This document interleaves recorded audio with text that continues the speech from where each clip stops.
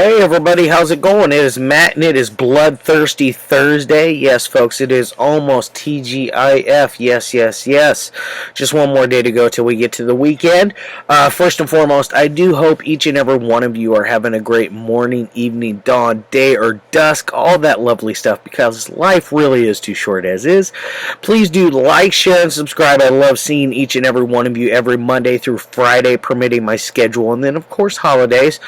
And then also look in the description box for more information on the daily films, such as your brief synopsis, your starring cast, runtime of the cut I am watching, director, MPAA rating, if there is one that exists, which 9 times out of 10 the movies I review do not have a MPAA rating, if that's something that you're looking for. And then what else do I put in there? Some trivia, if I find anything worthwhile of mentioning, and then a link for either a trailer or a scene from the movie itself.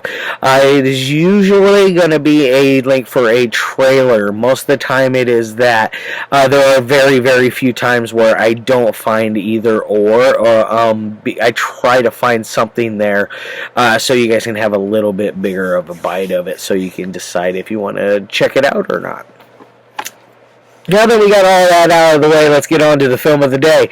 This one is an amazing, fun, kind of wonky, weird, sleazy, erotic ride. It is made in 1979. It is none other than Joe D'Amato's Beyond the Darkness, a.k.a. Boy Omega. Yes, also Buried Alive is the other title for this, and I believe House 6 is another title on this one. It's definitely got a few names going on here for it. It is definitely one I highly recommend for anybody that likes a little bit of sleaze to their films.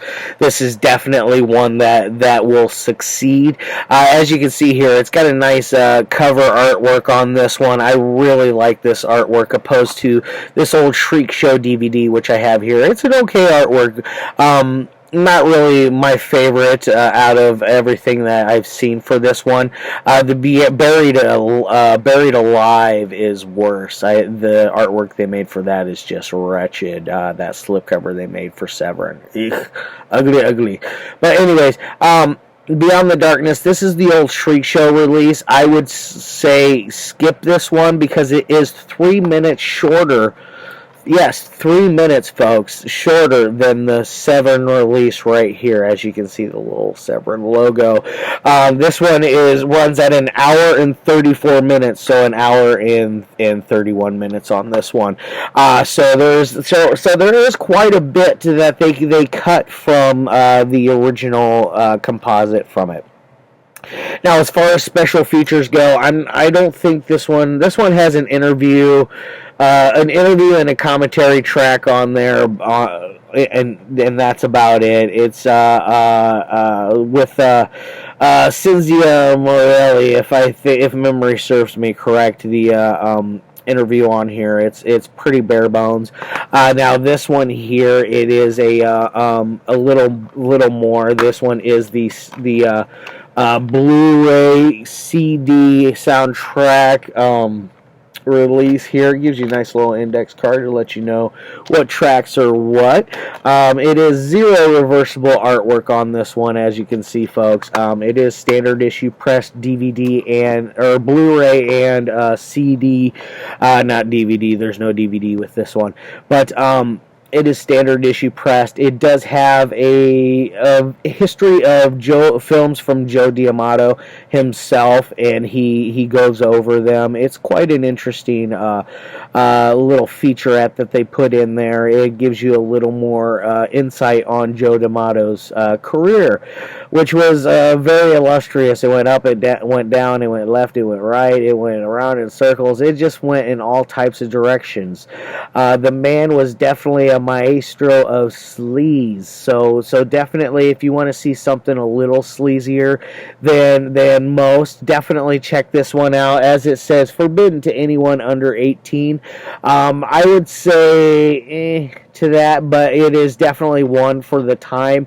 It definitely pushed the boundaries and made you think a little bit, because it contains all kinds of different things in here besides murder and a taxidermied corpse. There's some necrophilia in here.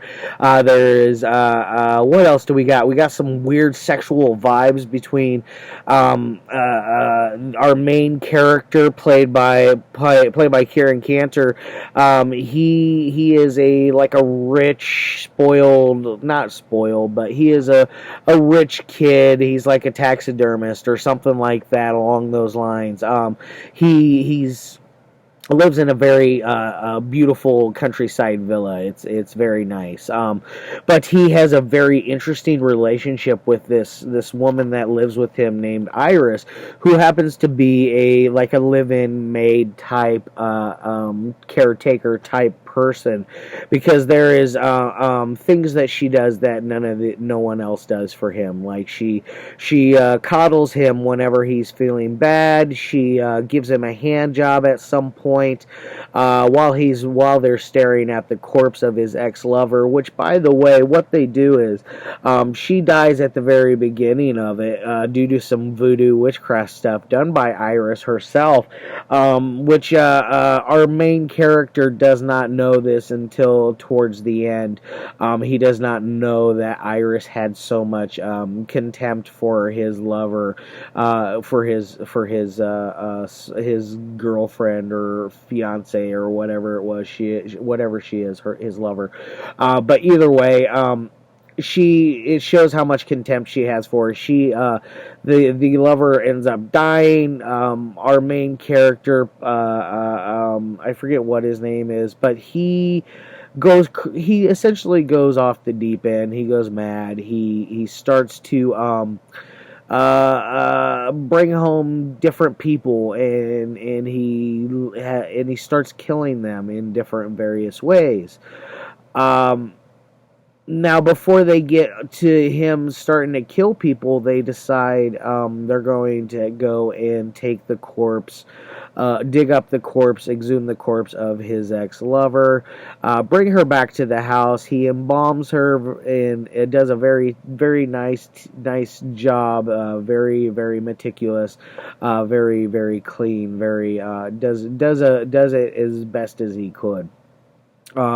They dress her up, bring her upstairs, put her in this giant bed, which is like this weird. This bed is huge, but it's a twin bed. It's two twin beds. You're not there's no like cuddling in between or anything like that. If you wanna have sex, you go to either one bed or the other. You can't push them together or anything like that. It's kind of a weird little setup. But either way, it's a very, very ornate, very beautiful bed. I'll give it that. But they put her in this bed, and they have her all dressed up and makeup done, and she is there for his liking. Which, by the way, the makeup on her is really wonky. Like, they have her like bluish, and they like, for her face. But if you look at her neck is regular color. They forgot to paint up her neck. Very, very typical mistake that a lot of special effects makeup, or not special effects, but makeup artists in general forget to do. Like, hey, you forgot to put some makeup on the neck because you want it to blend a little bit more than just have this solid line from your chin up. You know, it's very, very I don't want to say sloppy, but it's not doing. You could do a much better job. I feel like you're selling yourself short. One of those kind of things, because you can really, like, it wasn't terrible makeup by any means. They should have just extended it throughout the neck. That's my only real thing that I say about the corpse. But I say that about a lot of movies in general. They always forget that part. But to put makeup on that part. But either way, it's not a huge thing in my opinion. It's just something I always notice, and it makes me chuckle. But his first victim, he picks her up on the side of the road. She's like a hitchhiker type. Um, she offers to give him some weed. She calls it dynamite stuff, and she's like acting like it's this like crazy choke kill stuff that's going to like make you friggin' like fall off your rocker after one hit, some one and done. I doubt that seriously. Old school weed is nothing like modern day. We know chemistry a little bit better. We have different ingredients and things that we know a little bit better to help cultivate a little more. And I would say that our stuff nowadays is probably 10 times better, if not more. But I'm not here to talk about marijuana. But either way, where was I going? She offers him this weed, and he gives her a ride to his villa, which that whole scene is extremely weird. She like sits in the car in the garage while he goes off into the house and does whatever. And at one point, he starts to do a little more embalming techniques on his ex-lover, like he's switching out her eyes, with false eyes. It's really really silly and weird. But she runs away, can't get out the door, and then she immediately runs back and attacks the guy. It's kind of funny, and he just kind of like sits there and takes it, and then eventually he kills her. Both her and Iris, they chop up the body. Or Iris does the chopping, he does the dispose, and they fill up the bathtub full of acid. And that's where this scene right here comes from. The head happens to plop up at one point while they're messing with the goo in there, and it's quite fun. It's a great little gore gag for its time. It works, but that's how they get rid of that victim, and then eventually there's a girl that is running along the side jogging, and he is jogging too. She happens to trip and fall. He stops and helps her, brings her back to the house, and has this weird scene where he goes to have sex with her, and they go to the bed, the big twin bed. They go to the opposite bed that the corpse is in, and then the corpse is completely covered over, mind you. But they go to this other bed, and they start to, fool around a little, and the dude reaches over and pulls down the blanket and the sheets so he can see the corpse next to him while he's fooling around with this girl. It's quite a disturbing little little piece of cinema, I'm not gonna lie, but it's fun. It made me go, yes! It made me scream out loud at the top of my lungs, like, great job, guys. But she eventually turns and sees this corpse, and she freaks the fuck out, as anybody would, and then he eventually like kills her. It's quite silly, and all the while there's this police detective that is very suspicious of everything that's been going on, and he's coming around and checking out things. By the way, I think he's doing it very illegally, because he said he didn't have a search warrant, and he's like sneaking around this dude's house while he's killing people and this and that, and disposing of bodies and moving bodies and everything of that nature. The guy is seeing little things here and there, and he's not freaking out or anything like that, like any normal person would. It's kind of weird. It's one of those things in the story. It's one of those little parts of the story that I don't understand why. But that's Joe D'Amato films. There's always stuff in his films that made no sense or make no sense and never will make sense. That's just his films in general. Take what you want from them. You're either gonna absolutely love and adore them, or you're gonna you're gonna dislike him with a passion. I happen to like his stuff from Beyond the Darkness to Anthropophagus, Absurd. All three of those are absolutely amazing films, which eventually I will review those. Anyways, but as far as any kind of ratings would go on this bad boy, I would say on a technical side, this is not a technical masterpiece by any means. It is, I would say, middle of the road. It's probably a 3 out of 5 as far as a technical side goes. It could be much, much better. It could be way, way, way, way, way worse, because I have seen much worse.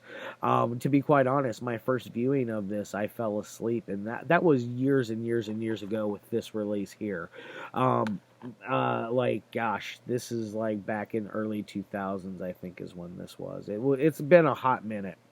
But either way, the first time I watched it, I didn't like it. But I've seen it like 3, 4, 5 times. I think probably like 4 or 5 times now, and I like it more and more each time. So it's definitely one. It does grow on you if you do not like it.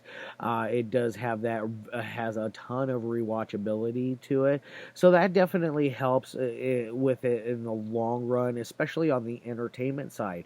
The acting is it's typical of Italian cinema. It's okay, it's better than most like extremely bad indie cinema, but it's not much better than that at the most. Our main character is not the best actor at all. He's kind of an idiot, in my opinion. He doesn't use his brain. So I'm going to give this thing probably a 4 out of 5 for a entertainment side, because I do find this thing superbly entertaining. This is like a 6, bordering a 7 out of 10. I'm kind of movie. I would say more of a 6 out of 10. Like I said earlier, it could be much, much better. It could be much, much worse as well. I definitely highly recommend Beyond the Darkness. I recommend lots of stuff from Severin Films. They knock it out of the park with each and every one of their releases. Definitely, if you have not done anything with them, do give them a look. I did a Severin film yesterday as well under the Intervision label. So definitely, they have some good stuff under their contracts. So definitely check out their stuff.